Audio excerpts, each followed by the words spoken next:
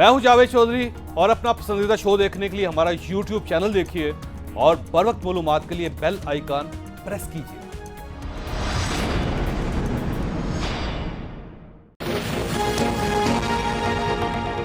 Programme में दोबारा खुश आमदीद। हमारे साथ तशरीफ रखते हैं डॉक्टर फरक सलीम साहब, माशी माहिर हैं, गवर्नमेंट के कभी तर्जुमान भी होते थे, और सदाकत अब्बासी साहब हमारे साथ तशरीफ रखते हैं, पाकिस्तान तहरीक इंसाफ के साथ इनका ताल्लुक है। कराची में ज्वाइन किया है निहाल हाशमी साहब ने, पाकिस्तान मुस्लिम लीग नून के साथ इनका ताल्लुक है। और टेलीफोन लाइन पे इस वक्त बहुत ही अहम मेहमान हमारे साथ हैं दोस्त मोहम्मद मजारी साहब, पंजाब असम्बली के डिप्टी स्पीकर हैं।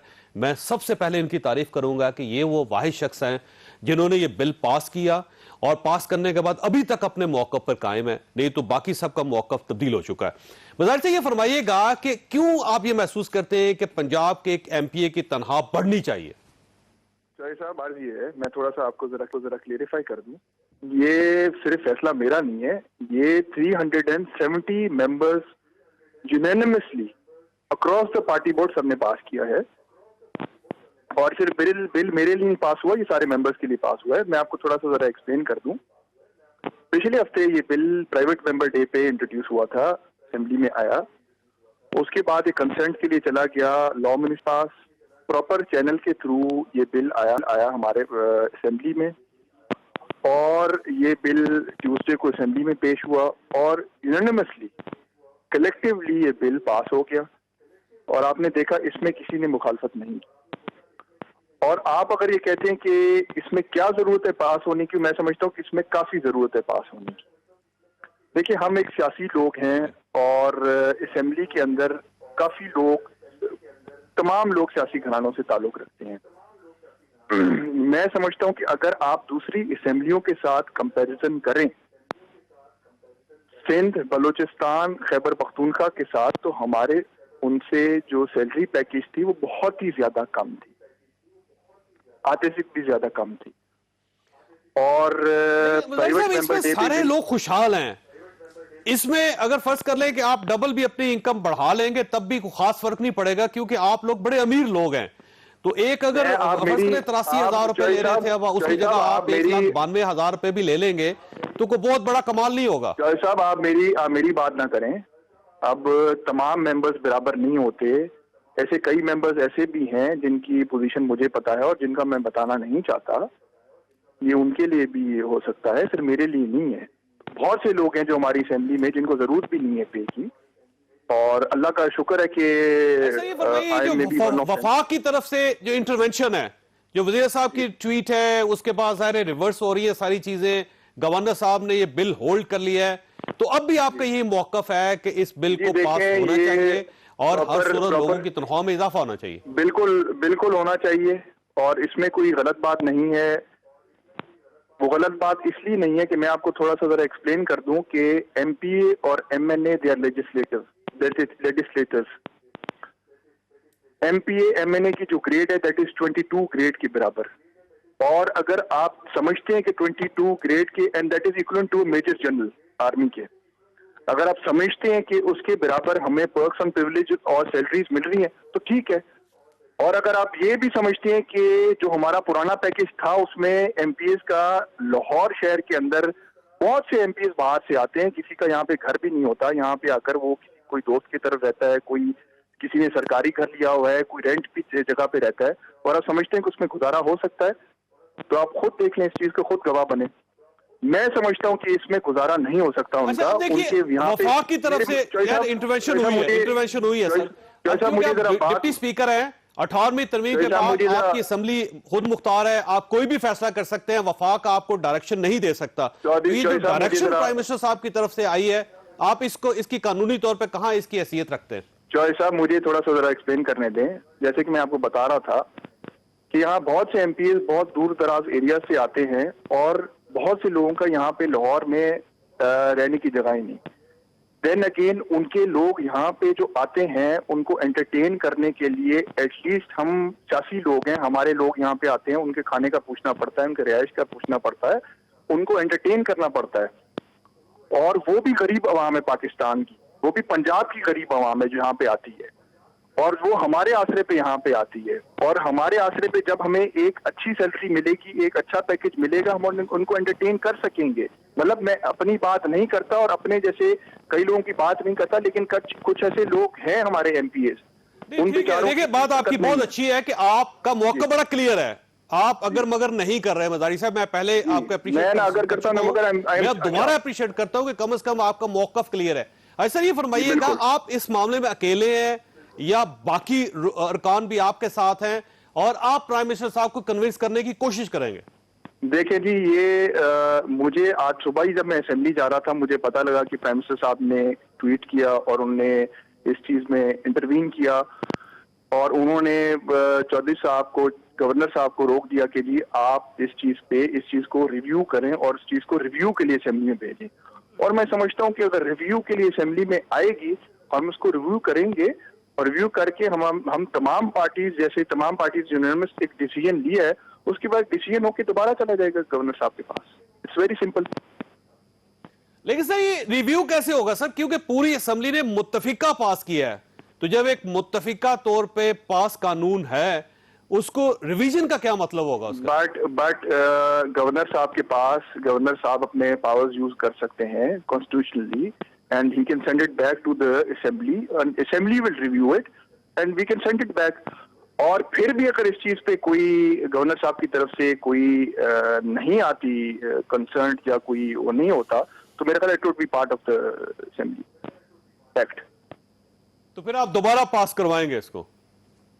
आप लोग एक मरतबा आ जाए और देखते हैं कि गवर्नमेंट की तरफ से किन किन चीजों पे उनकी तरफ से किन किन चीजों पे उन्होंने हमें ऑर्डर देना, उन पे रिव्यू किया जाए।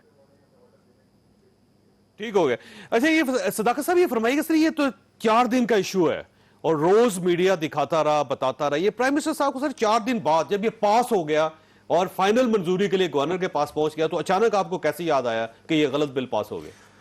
चौधरी साहब बहुत शुक्रिया। चौधरी साहब पहली बात है, मैं मज़ाहिर साहब की बातों से एग्री करता हूँ कि जो ये एमपी पंजाब असेंबली का एमपी है, उसकी इतनी थोड़ी तनख्वाह है as compared to Balochistan, Sindh और बाकी, कि अगर कोई मरी से या अटक से या राजनपुर से आता है तो उसके खर्चा भी नहीं पूरा होता आने जाने का किराया।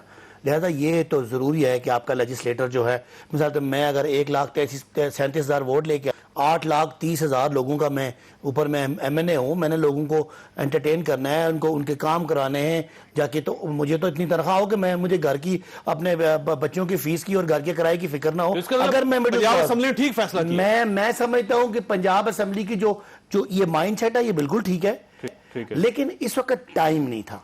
हम लीडर्स हैं, कौम इस वक्त परेशानी में है। तो ये 4 दिन आपको नहीं पता चला आप लीडर हैं? नहीं, सुनो, ये बात नहीं है। पंजाब असेंबली में ऑपोजिशन ये बिल लेके आई और पंजाब असेंबली के मेंबरान ने उसको पास कर दिया। इस वक्त इतनी कोई मतलब सूबाई असेंबली के जो डे टू डे कानून साजी होती है, जब तक वो इशू ना बने, जब वो इशू मीडिया 4 दिन से बता रहा है, ठीक है, आप रोक देते सर उसको। नहीं तो रुक गया ना, क्या कायमा कमेटी नहीं सर, पास हुआ है, पास हो गया, पास हुआ है सूबे का बिल।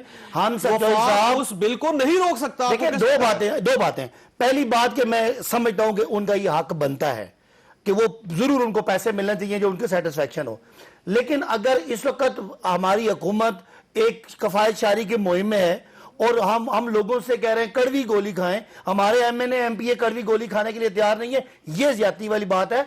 हाँ, आप होते जब आपकी सिर्फ खैबर पख्तूनख्वा में हुकूमत थी तो आपने एतराज किए कि ये किया जाता था कि बनी गाला से रिमोट कंट्रोल के जरिए चलाई जा रही है। अब तो आपने साबित कर दिया कि प्राइम मिनिस्टर हाउस से 2 सूबों की हुकूमतें चल रही है, एक असेंबली बिल पास कर रही है, मुत्तफिका तौर पर प्राइम मिनिस्टर साहब एक ट्वीट करके उसको रिवर्स करवा देते। नहीं तो प्राइम मिनिस्टर साहब एक पॉलिटिकल पार्टी के सरबराह भी हैं, उनकी वहां पे गवर्नमेंट है, as head of the party वो अपनी पार्टी को किसी भी ऐसे कानून, पार्टी को रोक सकते हैं, असेंबली को कैसे रोक? नहीं तो पार्टी अक्सरियत हमारी है, हमारे एलाइज हैं, हमारे इमरान खान के विजन के मुताबिक वोट पड़े, वो उन्होंने खुद तो नहीं उसको कैंसिल किया ना। ट्वीट करने का मतलब है कोई ऑफिशियल नोटिफिकेशन तो नहीं किया। इसका मतलब ये हुआ कि जब आप ये कहते थे बुज़दार साहब को कि आप अपने फैसले करें, जब वो करने लगे हैं तो आपने साथ ही रोक दिया। नहीं, बुज़दार साहब का फैसला नहीं है, ये आपकी इंटरप्रिटेशन है। पंजाब असेंबली वज़ीर अल्लाह के बगैर कोई बिल पास नहीं हो सकता यार। सदाकत साहब क्या कह रहे हैं आप? पंजाब असेंबली की ऑपोजिशन ने बिल टेबल किया जिसपे सारे मेंबर्स का चूंकि इंटरेस्ट था, उन्होंने उसको यूनानिमसली एक्सेप्ट कर लिया और हुकूमत के पास जब आया तो एतराज किया गया। नहीं, आप उसमें मेरा ख्याल है पूरी इंफॉर्मेशन नहीं, आप ये देखेंगे बिल कैसे इनिशिएट किया था, बिल कैसे चला, कायमा कमेटी तक कैसे पहुंचा। नहीं, कायमा कमेटी में 24 घंटे के अंदर हुआ। इसका एंड एक से जुमला बोलूं कि अगर पंजाब हुकूमत से कोई गलत फैसला हुआ है तो बिफोर इट्स इम्प्लीमेंटेशन गवर्नमेंट नहीं है ये, असेंबली है ना। 370 अरकान है असेंबली में फैसला किया हुआ है, वफाक ने हम लीड कानूनी वफाक ने नहीं रोका। ये फरमाइएगा सबसे बड़ी पॉलिटिकल पार्टी के सरबराह ने उस पर एतराज किया, इसलिए वापस हो जाए। देखिए दो एंगल, एक तो माशी एंगल हम डिस्कस कर रहे हैं, वहां पे यूटिलिटीज की मद में यानी कि गैस और बिजली की बिलों की मद में 70% इजाफा किया है असेंबली ने खुद से। हुकूमत ये कहती है कि जो गैस के बिल हैं वो मेजॉरिटी ऑफ कंज्यूमर के सिर्फ 10% बढ़ाए गए हैं हमने। जो हमारा पाकिस्तान ब्यूरो ऑफ स्टैटिस्टिक्स है, जो हुकूमत खुद है, वो कहती है कि 8% यहाँ पे इफराते ज़र का रेट है। अगर 8% इफराते ज़र का रेट है तो आपने 70% इंक्रीज क्यों ले ली वहाँ पे? और जो तनख्वाहें बढ़ाई गई हैं, कोई 400%, कोई 300%, अगर 8% या दोनों में से एक बात कहीं गलत हो रही। और दूसरा जो इससे ज़्यादा खतरनाक मामला है, जो मैं समझ इससे ज़्यादा खतरनाक, रियली खतरे की घंटी, देखिए पार्लिमानी जमहूरियत चल रही है। इसका एक सुनहरी असूल होता है कि जो वजीर आजम साहब हैं, जो हेड ऑफ द गवर्नमेंट हैं, वो जो बयान देंगे वो हुकूमती पॉलिसी बन जाती है। आप और मैं बैठे यहां जब वजीर आजम साहब का बयान सुनते हैं तो हम कायल हो जाते हैं कि ये हुकूमती पॉलिसी है। अब वो दर्जनों बार ये कह चुके हैं कि कम खर्ची और कफायतशारी, ये बयान दे चुके हैं। या तो ये बयान हुकूमती पॉलिसी नहीं बना, ठीक हो गया, सामने साफ हो गया, वो नीचे पता नहीं चल सका। अच्छा, अब वो उससे भी ज्यादा खतरनाक मामला है, या तो हुकूमती पॉलिसी बन ही नहीं पाया जो वजीर आजम साहब का बयान था, और दूसरा या उसके ऊपर अमल दरामद नहीं हो पा रहा।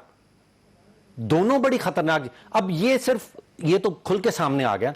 देखिए इतने सारे बयानात वजीर आजम साहब दे रहे हैं जो बेशुमार सेक्टर्स के अंदर उनका कोई पता ही नहीं चलता, कोई उनके ऊपर ना अमल दरामद होता है। तो या तो देखिए सबसे बड़ा सेक्टर मैं समझता हूं इस वक्त जो सबसे बड़ा चैलेंज पाकिस्तान को आने वाला है वो सर्कुलर डेट के हवाले से होगा। उसके ऊपर एनर्जी टास्क फोर्स बनाई गई, क्या कुछ नहीं किया गया।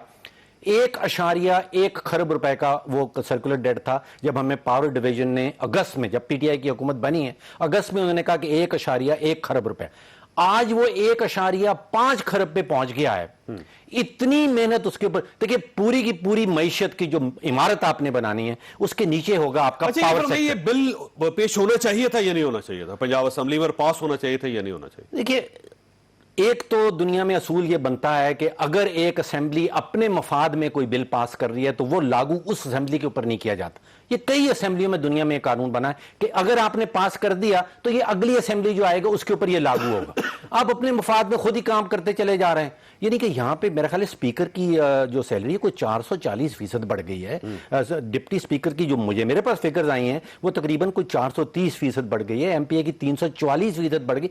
किस हिसाब से? या तो हुकूमत कहती है कि जी 8% की अफराद-ए-ज़र है, नहीं 400% की अफराद-ए-ज़र है, फिर उनको 400% बढ़ना चाहिए। कि अगर आप इनकी बढ़ा रहे हैं तो बाकी सबकी भी बढ़ा दें, बाकी सब भी अफराद-ए-ज़र का शिकार हो रहे हैं ना, उनका क्या कसूर है बेचारों का? निहाल साहब, सर ये गवर्नमेंट की एक खूबी है, वैसे मैं देखिए जो खामी है उसका जिक्र भी कर रहे हैं, लेकिन अगर कोई गलत हो जाता है तो ये छुपाते नहीं है उसको, ये रिएक्ट करते हैं और उसको रिवर्स करते हैं।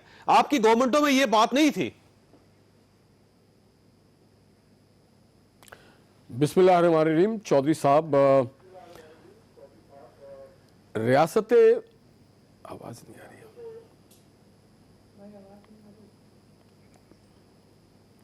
आपकी आवाज नहीं आ रही आशफी साहब? मेरा ख्याल है आवाज नहीं आ रही। वैसे ये फरमाइएगा सर ये कंफ्यूजन क्यों है? जी जी जी जी जी रियासत मदीना है आज की जो गवर्नमेंट है, ये तो ऑस्टेसिटी और खुद किफ़ालत और कम खर्ची और रियासत मदीना के रोल मॉडल्स पेश करना चाहते थे और इनको करना चाहिए और कौम इनको तवक्को करती है कि इस तरह की चीज़ करें। ये बात इस तरह से सामने आ गई कि आप मीडिया वालों ने और जो एक्सपर्ट्स हैं उन्होंने बैठ के तज्जिया किया कि अगर 8% महंगाई बढ़ी है तो फिर 400% आपने अलाउंसेस क्यों बढ़ाए? फिर आप जो आपकी सैलरी है या जो पैकेज है वो 8% ही बढ़ाए। पार्टी शामिल है यहाँ पे आशफी साहब, आपकी अपनी पार्टी भी शामिल है। पार्टी हमारी जो है, हमारी पार्टी रूलिंग पार्टी नहीं है पंजाब में, प्लीज टाइट। अच्छा, आपने असेंबली को भी अंडरमाइन करने की कोशिश की। प्राइम मिनिस्टर जो है वो इतनी स्पीड 24 घंटे में फैसला भी हो गया। आप 7 माह से लड़ रहे हैं पंजाब में और एक बिल है जिसपे किसी को कोई एतराज नहीं। कोई चीज अगर देखिए पार्टी लीडरशिप की इंटेंशन देखी जाती है, मेरी पार्टी की बात है कि पार्टी लीडरशिप की इंटेंशन देखी जाती है।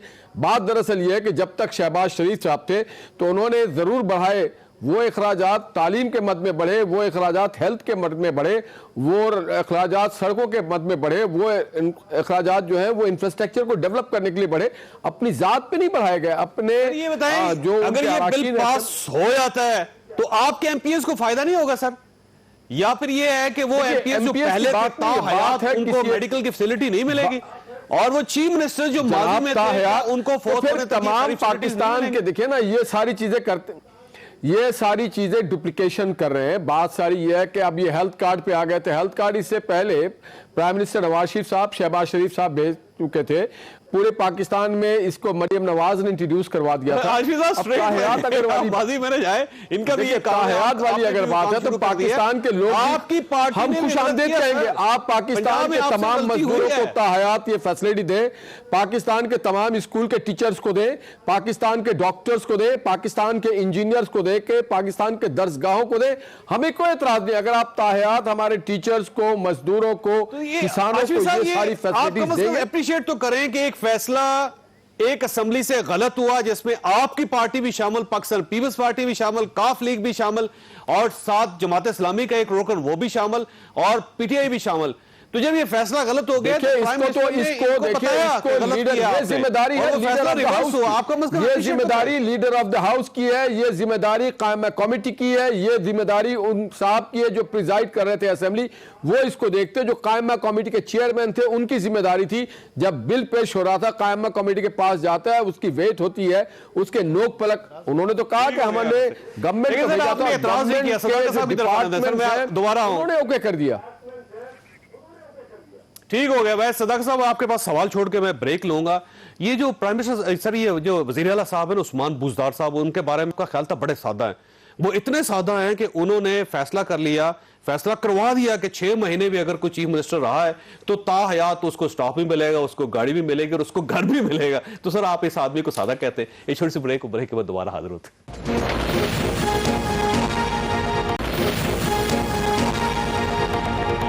प्रोग्राम में दोबारा खुश आमदीद। भाई साहब एक चीज जिसका एतराफ मैं मजीद करना चाहूंगा कि आपकी पूरी पार्टी ये कहती थी उस्मान बुजदार साहब बड़े कारीगर आदमी, बड़े समझदार आदमी है, हम ये समझते थे नहीं सादा आदमी है, लेकिन ये जो उन्होंने कारीगरी की है इसमें इस बिल के जरिए उन्होंने कहा कि 6 महीने भी अगर एक चीफ मिनिस्टर रह गया है तो वो ताहयात चीफ मिनिस्ट्री के जो फैसिलिटीज होंगी उसको अवेल कर सकेगा। गाड़ी उसको मिल जाएगी 2500 सीसी, उसको स्क्वाड मिल जाएगी, फिर उसको स्टाफ मिल जाएगा, फिर उसको तनख्वाह मिल जाएगी, फिर लाहौर में उसको एक रिहायशगाह मिल जाएगी। तो मैं मान गया वो वाकई इतने सादा दिल आदमी नहीं है। जैसे पहले तो हमारी पार्टी ने सब चीज़ों को रिजेक्ट कर दिया। हमारे चेयरमैन जो पार्टी के चेयरमैन है या प्राइम मिनिस्टर साहब ने कहा कि ये बिल्कुल गलत है, इसकी टाइमिंग गलत है, हम कौम से कुर्बानी मांग रहे हैं, आप इस तरह की तयशात की बात कर रहे हैं। बाकी जो आप कह रहे हैं, आप लोग कहते थे कि बहुत सादे, हम तो नहीं कहते थे वो सादे, चलाक निकले ना सर। लेकिन चलाकी की बात ये थोड़ी सी, इसमें आप थोड़ा सा उनकी नीयत पे शक कर रहे हैं। नीयत में कौन सी बात है? असेंबली के आज तक 70 साल हो गए पंजाब में किसी चीफ मिनिस्टर साहब ने, किसी चीफ मिनिस्टर ने ये नहीं किया कि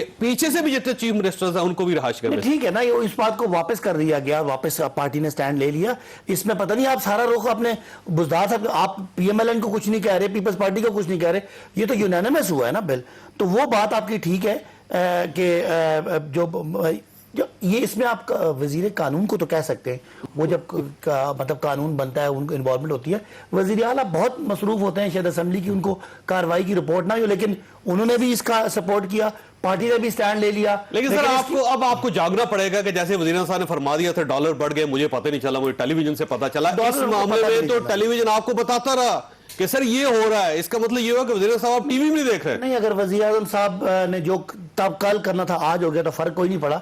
लेकिन एक बात है, आप कम अज कम सोच लें कि हुकूमत को या वजीर आजम को इस हुकूमत के इमेज की पब्लिक के सामने कितनी फिक्र है कि पब्लिक समझे कि ये फजूल खर्च लोग नहीं है, ये अवामी पैसे का ख्याल करते हैं, ये ताकि जो हमारी जो एक ऑस्टेरिटी ड्राइव ओवरऑल है उसके अंदर आता है। वरना मैं कन्विंस्ड हूं कि तनख्वाह 45,000 रुपए एक एमपीए की बहुत थोड़ी है। लेकिन हालात और वाकयात और जिस तरह के मुश्किल दौर से आपकी माजी की हुकूमतों की अयाशियों की वजह से और कर्जों की वजह से जिस मुसीबत में हम फंसे हुए उसमें हर एक को कुर्बानी देनी है। इशू क्या है? गवर्नमेंट को पता नहीं चलता या अगर पता चल जाता है खामोश रहती है, जब कुछ हो जाता है तो फिर अचानक इनकी जाग खुल जाती है, आंख खुल जाती है और फिर ये काम करना शुरू करते हैं। देखिए चौधरी साहब, अब 7 महीने हो गए।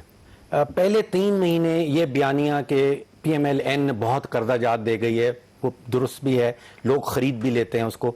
7वें महीने में आके आप ये नहीं कह सकते कि PMLN ने सारा बोझ हमारे ऊपर डाल दिया और हमारा बुरा हाल कर लिया। सादा जहनीत और सादा दिली ये पिछले 7 महीने में बड़ी वादे तौर पे सामने आ गई है। ये हुकूमत वाकई सादा दिल और सादा जहन रखती है। मैं आपको एग्जांपल्स बता देता हूँ। आज खुर्रम हुसैन साहब ने बड़ा ज़बरदस्त इसके ऊपर आर्टिकल पूरा लिखा है। देखिए कहा यह जाता था कि जी बजटरी खसारा हो रहा है, बजट में बहुत खसारा है, तो कहते हैं अच्छा कारें बेच देंगे और गाय बेच देंगे और वो मामला पूरा हो जाएगा। फिर वो कह दीजिए कि ज़खायर ज़र मुबादला के ज़खायर जो हैं वो गिरते चले जा रहे हैं, हम लूटी हुई दौलत जो है वो वापस ले आएंगे। कहते बिजली में चोरी बेतहाशा हो रही, 25% बिजली चोरी हो जाए, कहते हैं अच्छा 25% रेट बढ़ा दें तो मामला। देखिए ये सारे बड़े पेचीदा किस्म के मामलात हैं और इसमें ये सादा ज़हन अंडरस्टैंड कर पा रहे हैं क्या है मसला, ये करना नहीं चाह रहे। अच्छा अब ये नीयत का फुकदान है या अहलियत का फुकदान है क्या? दो चीजें, आपको कोई चीज डिलीवर करनी है 21 करोड़ पाकिस्तानियों के लिए, आपको सिर्फ 2 चीजें चाहिए उसके लिए, सियासी नीयत चाहिए और काबिलियत चाहिए। यहां पे बिल्कुल वाज़ेह है कि सियासी नीयत एग्जिस्ट करती है। देखिए PMLN के दौरान, पीपल्स पार्टी के दौरान उनकी तो सियासी नीयत ये थी कि पूरे मुल्क को एक प्राइवेट लिमिटेड कंपनी बना देना और उसमें से सारे मुनाफाजात निकाल के अपने अकाउंट में। यहां पर सियासी नीयत बिल्कुल वाज़ेह है, ये हुकूमत डिलीवर करना चाहती है। लेकिन मैंने जैसे कहा कि ये तो एक मैथ का सवाल होता है, सियासी नीयत जमा काबिलियत इज इक्वल टू डिलीवरी। सियासी नीयत है, काबिलियत का फुकदान है और शदीद किस्म का फुकदान है। अच्छा ये जो असद उमर साहब ने कल फरमाया कि अवाम की और चीखें निकलेंगी, ये सच कहा है उन्होंने, बिल्कुल 100% सच कहा। सच्चा आदमी ना, पहले एक पहला वजीर खजाना जो सच्चा भी है, तो आपको खुश होना चाहिए। अच्छा मैं आपको इसके पीछे बैकग्राउंड बता दूं। देखिए इस हुकूमत का जो बजटरी खसारा आ रहा है वो तकरीबन 2.5 खरब रुपए का आएगा। PMLN का 2 खरब का होता था, यहां पे 500-600 अरब रुपए का इजाफी खसारा आ रहा है पिछली हुकूमत के दौरान, यानी 2500 अरब 2500 अरब इस दफा खसारा है हमारा। अब उसको जो पुर करना है उसका टीका आपको और मुझे और बाकी 21 करोड़ पाकिस्तानियों को लगना है। आप नोट कर लीजिए, अभी वो पहला टीका लगा है जो तकरीबन 500 अरब रुपए का है, जो जनवरी में और सितंबर में जो मिनी बजट्स आए थे उनके, अभी तक आपको आधा टीका लगा है। आधा टीका अगले 2 या 3 महीनों में 500 अरब रुपए का लगेगा और 500 अरब का अगर आप देखिए कि 3 करोड़ खानदान रहते हैं। मतलब ये हुआ कि अभी जो चीखें निकलेंगी, जो सच ऊँट कह रहे है हैं, सिर्फ उसका मुंह अंदर दाखिल हुआ खैमे में, बाकी पूरा ऊँट पीछे। देखिए 3 करोड़ खानदान रहते हैं इस मुल्क में, 500 अरब रुपए के टीके का मतलब यह है कि तकरीबन 17,000 रुपया औसतन हर फैमिली को। टोटल टीका है 34,000 का, 17 का लग गया, 17 का भी आपको लगना बाकी है। और अब ये आपके ऊपर डिपेंड करता है कि पहले टीके पे आपकी कितनी चीखें हैं या दूसरे टीके पे कितनी चीखें। इश्यू सिर्फ चीखों की है कि कितनी रेमेडी कितनी होगी।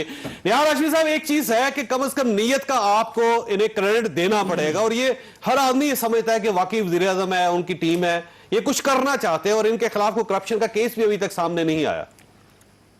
आवाज फिर चली गई। बोलिए सर, बोलिए सर। बीच में आपकी आवाज सर वो चली गई थी। नीयत इनकी मैंने ठीक है, जरूर करना सुन चाहते लिया। हैं कोई। हाँ नीयत इनकी ठीक है, नीयत ठीक है। देखिए कौम की जब चीखें निकलती है तो वजीर खजाना या वजीर आजम आके कहता है कि चीखें नहीं, हम बैठे हैं आपके मसाइल हल करने के लिए।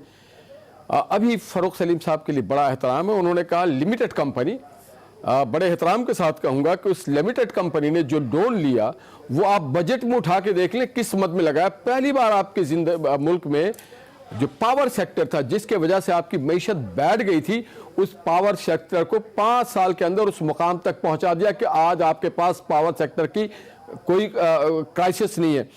आप कम्युनिकेशन, आपके रोड नेटवर्किंग नहीं थी, अपनी कम्युनिकेशन नहीं थी, आपकी हेल्थ सेक्टर बहुत खराब था। उस 5 साल में आज इनके वजीर कहते हैं कि पाकिस्तान में दुनिया की बेहतरीन तरीक़ेकार इलाज का है जो कि हमारे 5 साल के दौर और उन्होंने एक नहीं मुतअद्दिद ऐसे अस्पताल हैं जो इस मुल्क में, इस सूबे में, सिर्फ सूबा पंजाब में मौजूद है। तो जनाब आप जरा जाकर के देखें कि बजट में जो पैसे हमने लिए ये कोई जबानी जमा खर्च तो नहीं। आपने जो लोन लिए हैं, फ़ारूक सलीम साहब इस शोबे के माहिर हैं, बहुत मैं एहतराम करता हूं उनका, वो जरा जाके देखें जिस मद में हमने लोन लिया, किस मद में हमने वापस किया, कौन से प्रोजेक्ट में हमने कितने पैसे लगाए, ये देख लें। फिर आप ये भी देख लें कि हमारी जो GDP ग्रोथ थी वो कहां पे पहुंच गई थी। फिर आप देख लें जब लाइनें लगती थी गाड़ियों की और उन्होंने कहा जी LNG बहुत ही खराब आपने किया था। बाद में मौजूदा वजीर ये जो हुकूमत है ये खुद गई कतर और जाके उन्होंने कहा जी आप ले आए 2 जहाज। आप देखिए इनके पास एक विजन नहीं है, ना नियत है, ना कॉन्सेप्ट है।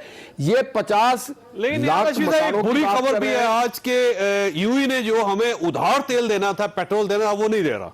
अब हमें देखिए उसकी ना, कीमत भी अदा करनी पड़ेगी और जाहिर है हमारे पास बजट में इतने पैसे नहीं है। तो चौधरी ये साहब जरा मुश्किल वक्त आ रहा बताइए है ना एक कि और। जब ये इनके लीडर ने खुद ये कहा था, खान साहब ने, कि कोई कौमी गैरत भी होती है, हम उधार नहीं लेंगे, जब उधार लेंगे तो हमें डिक्टेशन लेना पड़ेगा, मैं खुदकशी करना पसंद करूंगा। चले जी, आप गए, आपने उधार मांगा, अब उसने उधार देने से भी अगर आपको मना किया तो आपकी फेलियर के वजह से पाकिस्तानी कौम क्यों सफर करे? आज साल होने को 7 महीना हो गया, नवाज शरीफ साहब तो जेल में है, आप आज भी उन पे इल्जामात लगा रहे हैं, जबकि जजमेंट में एक पाई का उनके ऊपर कोई करप्शन नहीं। मैं दोनों दोस्तों से चैलेंज करके कहता हूं, दोनों बड़े फाजिल हैं, काबिल लोग हैं, सर, वो कि अगर नहीं है जजमेंट में तो जेल एक में पाई क्यों है का भाई? ये तीनों बात केस है, में बता हाफिज दें, साहब, तीनों। ये तो सिर्फ कहने से कुछ नहीं हो रहा, आपके पास क्लियर आपको है, सावध भी करना पड़ेगा। आपके भाई पास साहब, क्लियर ये भाई साहब की तरफ आ रहे हैं, आपके सर। पास क्लियर है जी, इकोनॉमी, जी, आपके जी, पास आज सारे आप रिसोर्सेज है, फरमाइए। मगर आपके पास एबिलिटी नहीं है, आपके पास वो कैपेसिटी नहीं है कि आप डिलीवर कर सकें। हर चीज महंगी हो गई इस मुल्क में। ठीक हो गया, ठीक हो गया। भाई साहब, ये आपकी गवर्नमेंट जो है चीखे निकलवाने के लिए आई थी सर? ये देखिए, मुझे उम्मीद है कि आप मुझे सिर्फ 1.5 मिनट देंगे और मैं आपको कुछ एक मिसाल देना चाहता हूँ। हमारी हुकूमत का टैक्स कलेक्शन 4,000 है जी, इस वक्त 4,000 है, कम हो रहा है। सुन मुझे प्लीज, 1700 से 1800 अरब रुपया पीपल्स पार्टी, मुस्लिम लीग नून और उनके जो कर्जे हैं उनकी हमने सूद देना है जी, बाकी रह गया 2200-2300 अरब।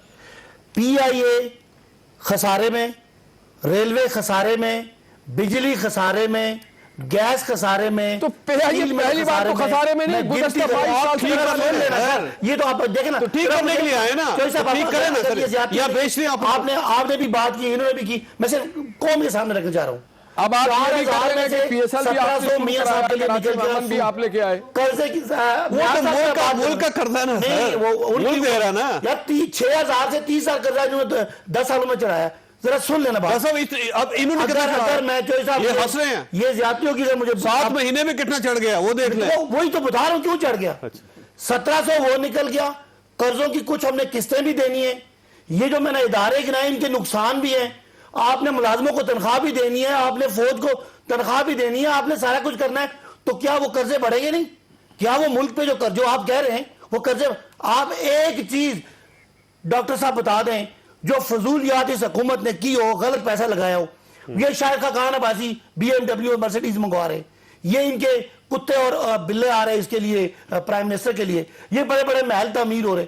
आप पाकिस्तान की हुकूमत की किसी एक प्राइम वो मिनिस्टर ने चीज, जाती डॉक्टर साहब को मैं चैलेंज करता हूँ, शाहिद खाकान अपने घर में रहते रहे, प्राइम मिनिस्टर प्लीज बात करते रहे, आप अपनी बात करके। शाहिद खाकान अपने जाती घर में आप दोनों ठंडे हो, मुझे ब्रेक ले। ये जाती है, मैं वापस आऊंगा आपकी तरफ। एक 3-4 बंदे बैठे हैं, एक इस हुकूमत की फजूल खर्ची बता दें, इस मुल्क का पैसा जाया करना बता दें, ठीक हो। हम बचत आपको जो कर्जे लेके अभी बता देते हैं, किससे हमने अगर वापस मुझे करना मौका है, दे तो मैं सूद बताता हूं वापस आपकी करना सारी है, फजूल खर्ची इदारों के नुकसान मुझे ब्रेक लेने आप दो, ये वापस फजूल खर्ची छोड़ो। के जेट और ब्रेक के बाद दोबारा हाजिर होते।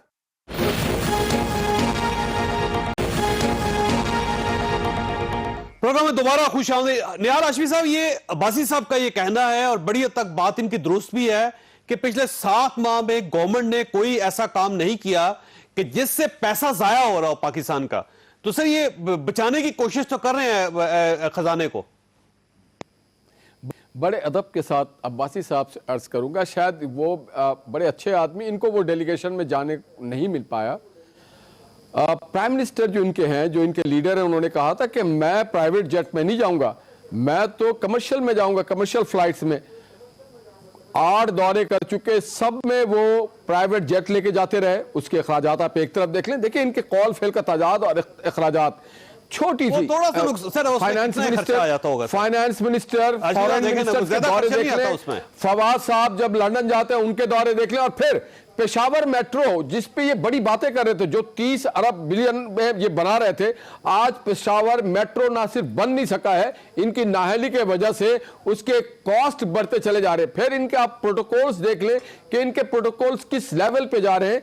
आप देखें ये यहाँ तक कि अगर इनके सदर साहब भी नमाज पढ़ने जाते हैं तो उनके लिए भी प्रोटोकॉल का एक, तो क्या प्रोटोकॉल में पैसे खर्चे होते हैं, हेलीकॉप्टर पे सर्विस हो रही होती है इनकी।